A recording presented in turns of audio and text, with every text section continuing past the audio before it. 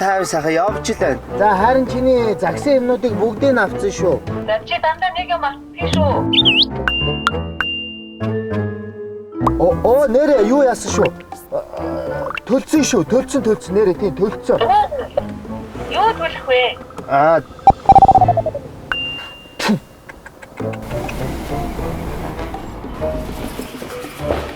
Сайн мэн үү? Та ямар бүлгээ ийх үү?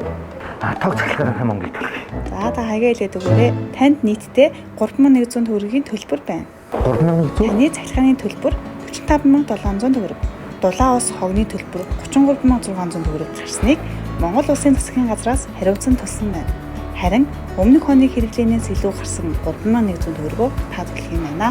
Айл өрх зарим аж ахуйн нэгж байгууллагын хэрэгэлсэн цахилгаан, дулааны эрчим хүч, дулааны уур, ус, хогны төлбөр хураамжийг Монгол Улсын засгийн газраас 2020 оны 12 дугаар сарын 1-ээс 2021 оны 7 дугаар сарын 1 хүртэл өмнөх оны мөн үетэд үзүүлж хариуцсан төлнө.